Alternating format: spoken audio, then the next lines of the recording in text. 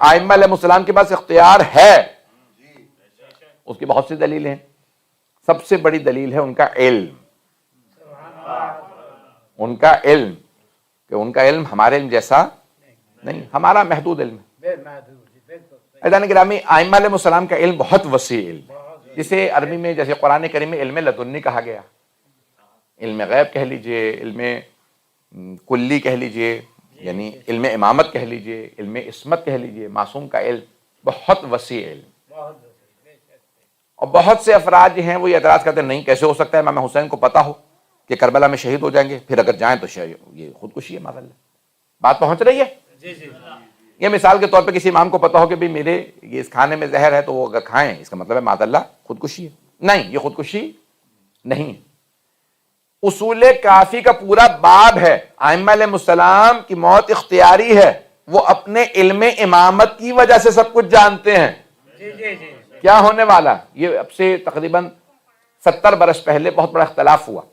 Isfahan سے ایک آدمی نے کتاب لکھی شہید جاوید کے نام سے، اور اس نے کتاب لکھی، ایرانی نے فارسی میں کتاب شہید جاوید، اور اس نے کہا کہ امام حسین علیہ السلام کو نہیں پتا تھا جب وہ کربلا جا رہے تھے کہ وہ شہید ہوں گے. تو پورے شیعہ دنیا کے اندر ہلچل مچ گئی.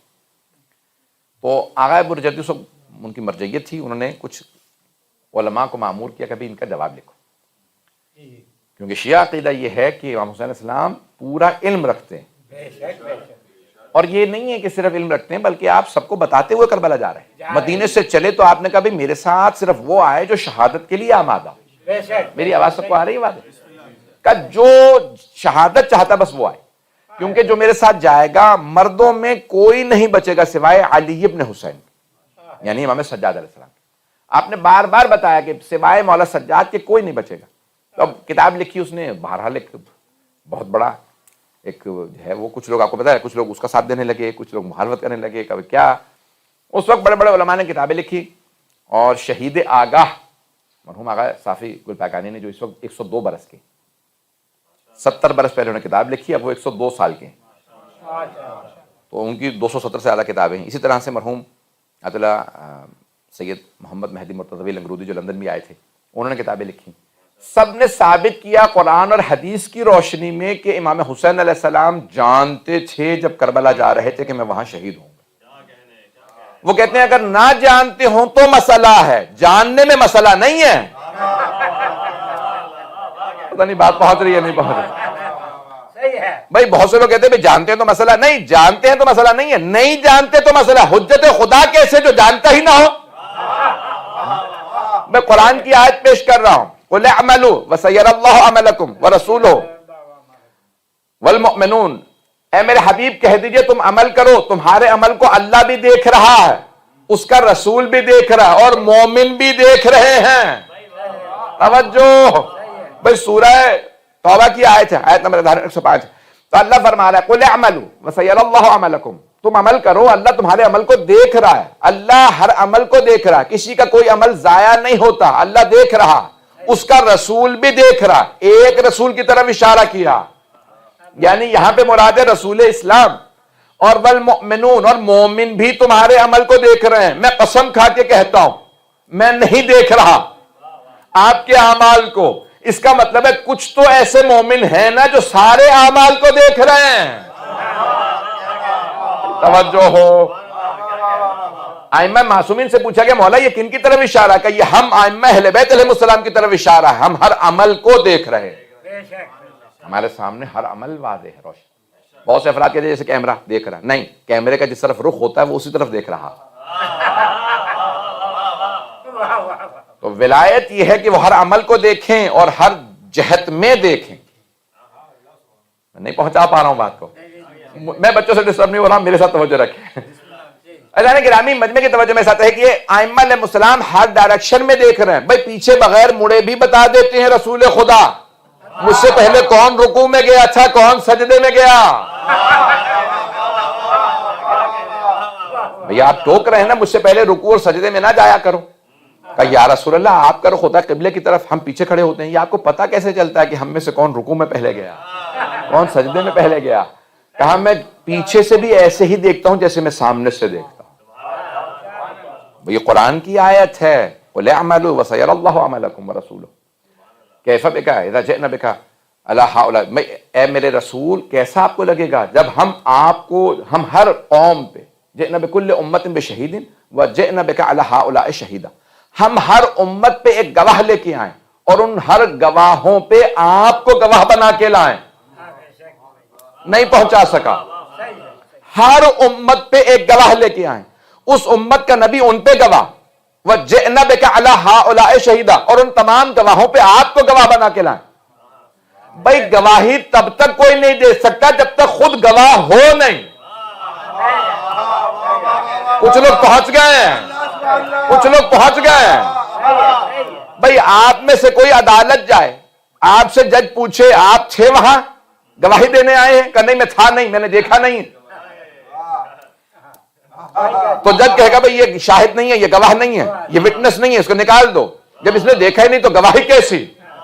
گواہی وہ دے سکتا ہے جس نے مشاہدہ کیا ہو، جس نے مشاہدہ کیا ہو وہی شہادت دے سکتا ہے۔ عربی فارسی اردو میں بھی کہتے ہیں شہادت دینے گیا ہوں، میں عدالت میں شہادت دینے گیا تھا، شہادت دینے گیا یعنی میں گواہی دینے گیا، وٹنس۔ بھائی جو وٹنس نہ کیا ہو وہ وٹنس نہیں بن سکتا۔ اللہ کہہ رہا ہے میرے رسول میں سارے گواہوں پہ آپ کو گواہ بنا کے لاؤں گا۔ گواہ وہ ہو سکتا ہے جو گواہ ہو، جس نے مشاہدہ کیا ہو وہی شہادت دے سکتا۔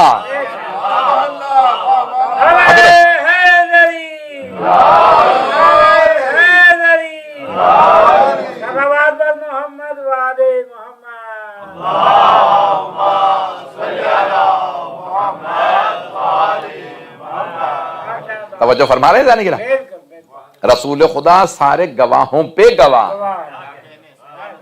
کے نامی اب رسول خدا کی امت میں بھی کوئی گواہ تلاش کیجیے کہ جو پیغمبر اسلام کے بعد بھی گواہ ہو۔ توجہ، والمؤمنون، اور اس امت کے کچھ ایسے مومن ہیں جو سب پہ گواہ ہیں، تو تلاش کریں نا کوئی تو رسول جیسا ہے جو گواہ ہو۔ اب یہ نہ کہیے گا رسول ہم جیسے، تو پھر بتائیے میں نے کل رات کیا کھایا تھا؟ اگر آپ کو نہیں پتا تو مانے کچھ ایسے ہیں جو ہر چیز پہ ہر عمل پہ شاہد ہیں، وہی حجت خدا ہے، وہی ولایت مطلقہ کے مالک ہیں۔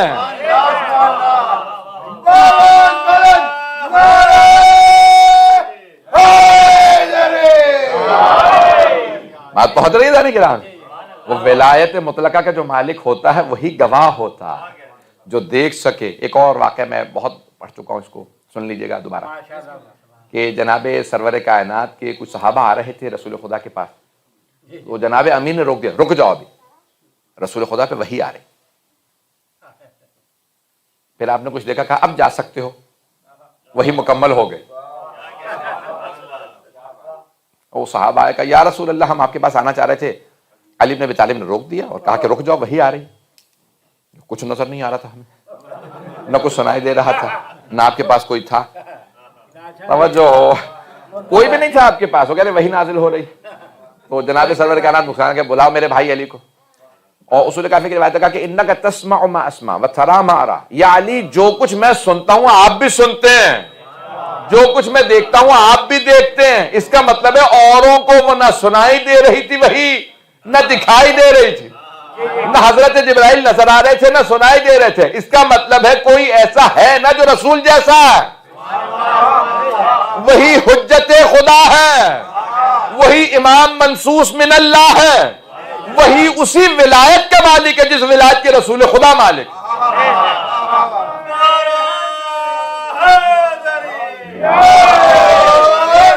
توجہ فرمائی جائیں گے کہ رسول خدا کے پاس جو ولایت ہے وہی علی مرتضیٰ کے پاس ہے، وہی حسن مجتبیٰ کے پاس ہے، وہی حسین ابن علی کے پاس ہے علیہ الصلوۃ والسلام۔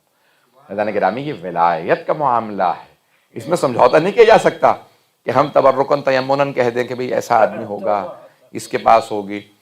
ایک بہت بڑے عالم دین تھے، مرحوم ہو گئے، اہل سنت تھے، سنی سے شیعہ ہوئے تھے، کہنے لگے یا علی آپ کی ویسے قسمت، ماننے پہ آتے ہیں تو ہر طرح کے پیر فقیر کو مان لیتے ہیں۔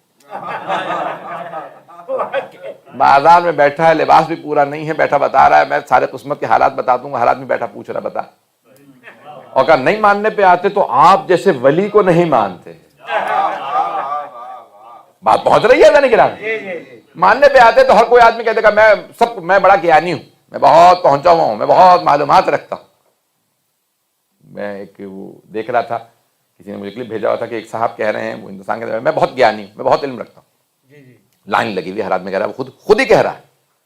وہ کوئی آدمی تصدیق کرنے والا نہیں ہے کہ گیانی ہے یا نہیں، علم رکھنے والا ہے یا نہیں ہے، ہر آدمی پوچھ رہا ہے میرا یہ بتا دو وہ بتا دو۔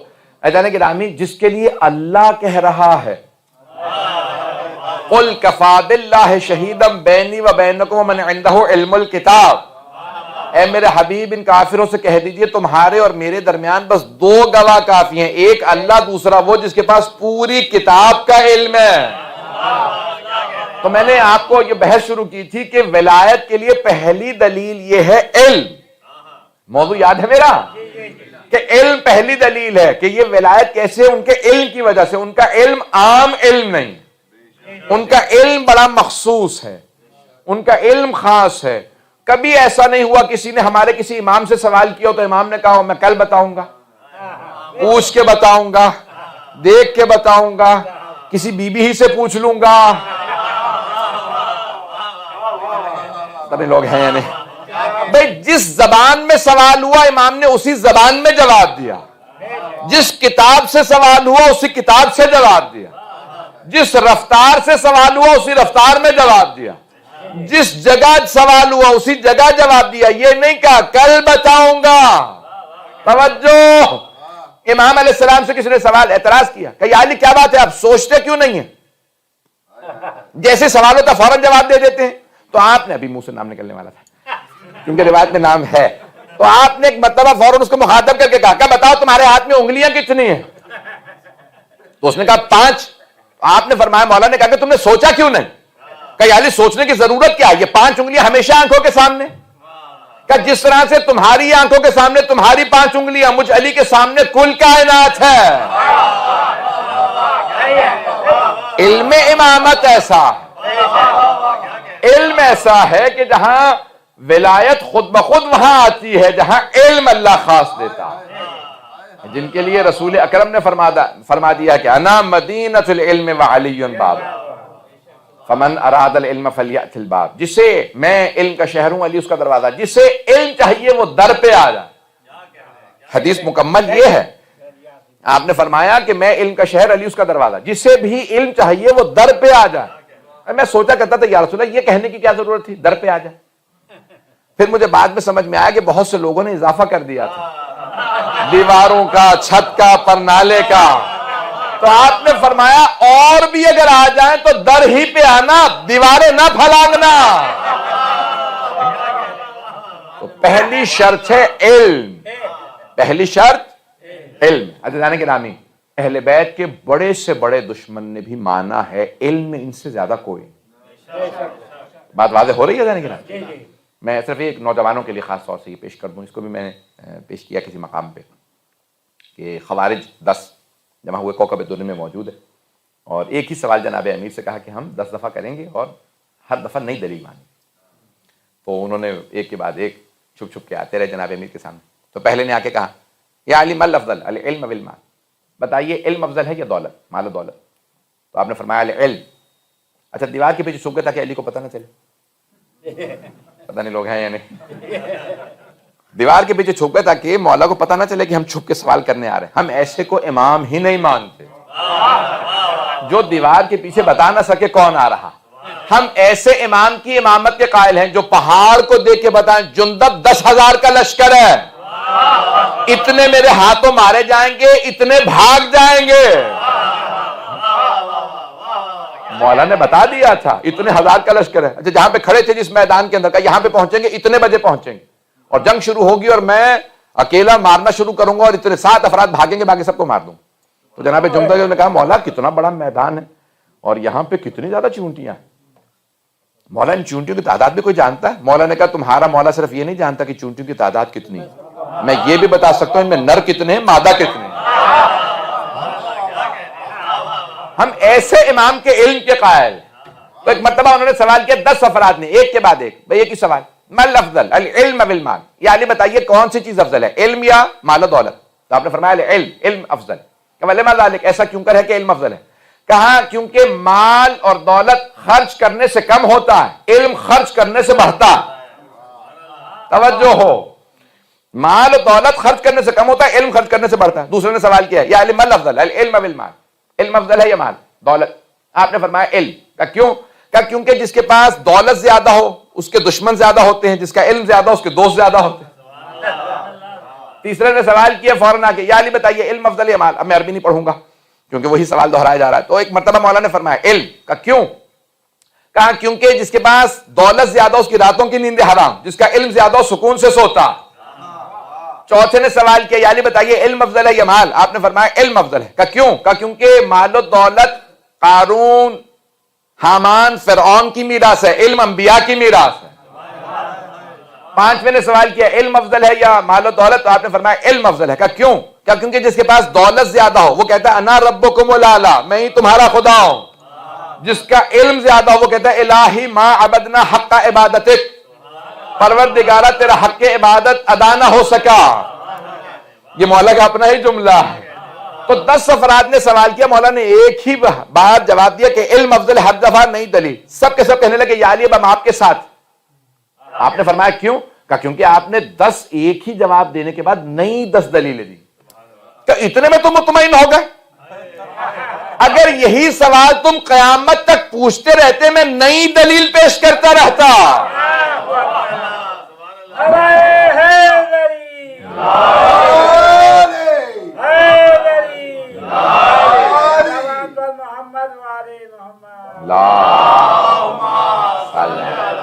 محمد ہر دفعہ میں نئی دلیل پیش کرتا۔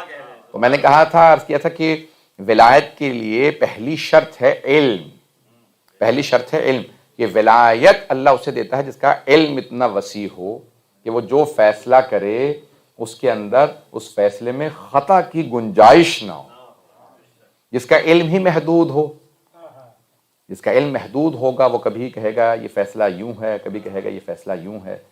یہ فیصلوں کا بدلنا علم کی کمی کی علامت ہے، فیصلوں کا مستقل رہنا علم کی کثرت کی علامت ہے۔ کہ ولی کے لیے اس کا علم بہت وسیع ہونا چاہیے۔ اور کتنا وسیع ہونا چاہیے؟ جملہ پیش کر رہا ہوں، سارا مجمع میرے ساتھ اس کو پیش، کہ اللہ فرما رہا ہے قرآن کریم کے اندر کہ کوئی نہیں جانتا، لا یعلم تاویلہ الا اللہ والراسخون فی العلم، قرآن کی تعویل کو کوئی نہیں جانتا سوائے اللہ کے اور ان کے کہ جو علم میں اترے ہوئے ہیں۔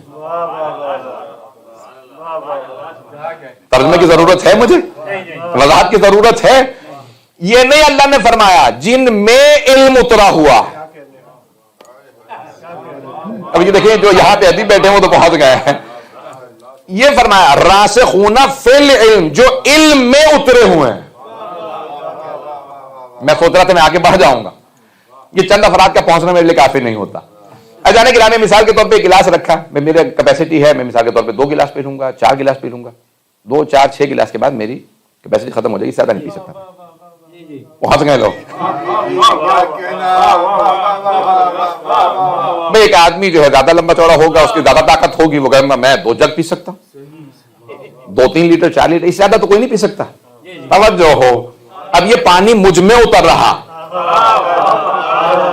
توجہ، یہ پانی مجھ میں اترا، ایک مرتبہ میں پانی میں اترا ہوا ہوں۔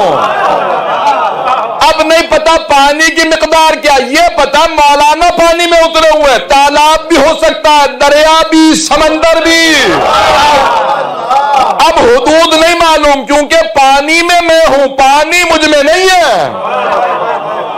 اللہ نے یہ نہیں فرمایا جن میں علم اترا ہوا ہے۔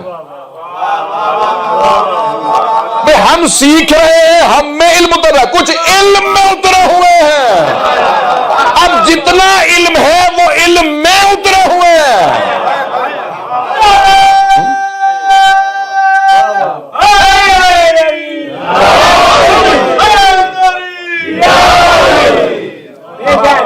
بات پہنچ رہی ہے جانے کے رام؟ علم میں جو اترے ہوئے ہیں، جن میں علم اترا ہوا وہ اور ہیں جو علم میں اترے ہوئے ہیں، اور ایسے جانے گرامی جو علم میں اترے ہوئے ہیں۔ اب پوچھا، میں صرف ایک، یہ آپ نے سن رکھا ہوگا علماء سے، بہت مرتبہ سنا ہوگا، میں اشارہ کر کے آگے بڑھوں گا، رفتار میری ویسے بھی زیادہ ہوتی ہے، بہت معذرت کے ساتھ.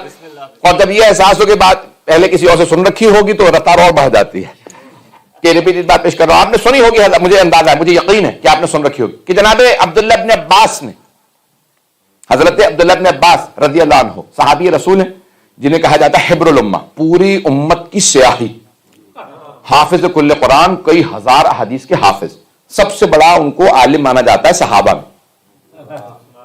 توجہ ہو, صحابہ میں انہیں سب سے بڑا عالم مانا جاتا ہے. چلے میں ان کا جملہ جو پیش کرنا چاہ رہا تھا وہ بعد میں پیش کروں گا. ان سے کسی نے سوال کر لیا, یہ ابن عباس, اے عبداللہ ابن عباس, اگر آپ کے علم کو علی کے علم سے مقابلہ کیا جائے تو کس کا علم زیادہ؟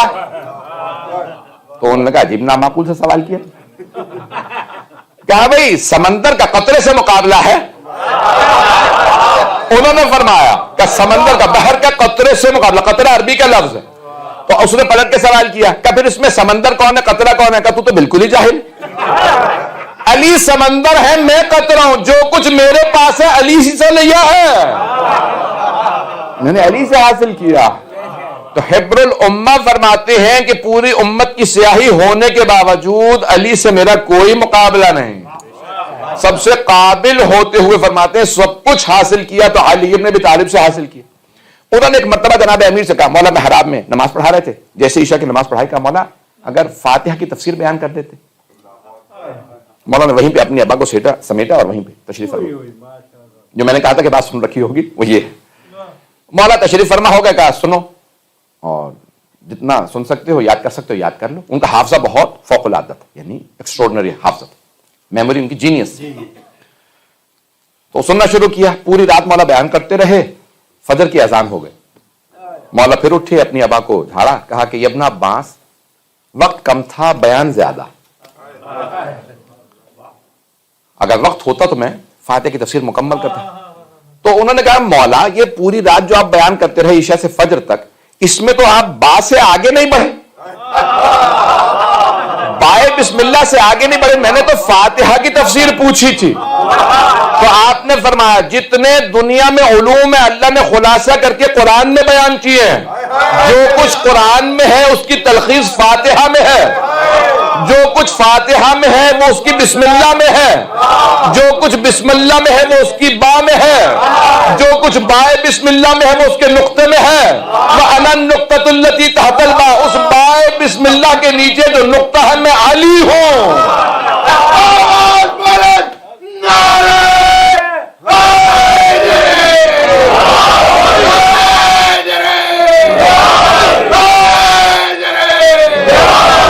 اور فرمایا جانے گرامی, بعض افراد نے ایک اعتراض کیا, بھئی اس زمانے میں ابتدائی اسلام میں تو قرآن میں نقطے بھی نہیں تھے, اعراب بھی نہیں تھے. تو مرحوم جن کا آج انتقال ہوا تو حسن علی, انہوں نے اپنی کتاب میں جواب دیا, فرماتے ہیں ہاں نہیں تھے, علی ہی نے نقطے لگائے تھے, اعراب بھی مولا نے لگوائے تھے. جس نے نقطے لگائے اسے پتا ہے نقطے کی اہمیت کیا ہے. انہوں نے بتایا بائے بسم اللہ کے نیچے جو نقطہ ہے وہ میں ہوں.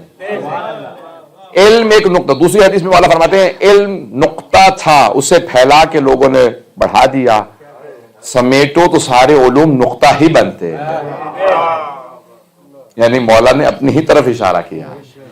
جانے کی رامی, تو پہلی شرط ہے علم. اگر پہنچ گئے حضرات, پہلی شرط علم ہے. میں نے جو کل بھی پیش کیا تھا دوبارہ اشارہ کر کے آگے بڑھ رہا ہوں, تو علم نہ ہو تو ولایت نہیں ملتی, علم نہ ہو تو ولایت نہیں ملتی. اور اگر کوئی خود ہی کہہ دے نہ کہ حلوائیے, کوئی حفاظت کرتا ہوا مدینوں کی گلیوں سے کسی کی گفتگو سنے کہ کوئی ماں بیٹی سے کہہ رہی ہے دودھ میں پانی ملا دے, تو اچانک کوئی دیوار بھڑان کے آئے اور کہے کہ میں نے سن لیا,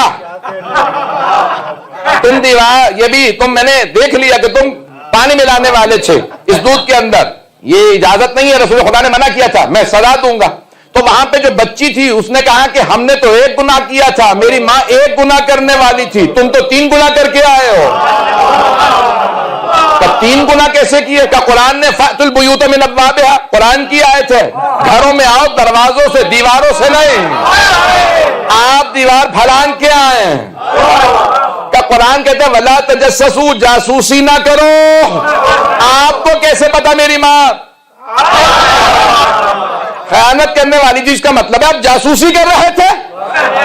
اور قرآن کہتا ہے سورہ حجرات کے اندر ولا، یعنی زن، بدگمانی نہ کرو. بدگمانی کرو گے تو تمہارے دل کے اندر کیڑا پیدا ہوگا، برائی آئے گی، دل سیاہ ہو جائے گا.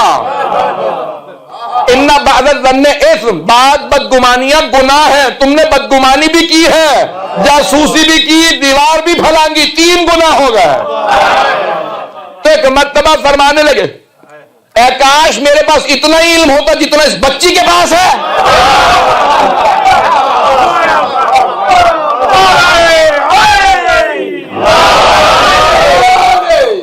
جتنا اس کے پاس علم ہے اتنا بھی نہیں ہے.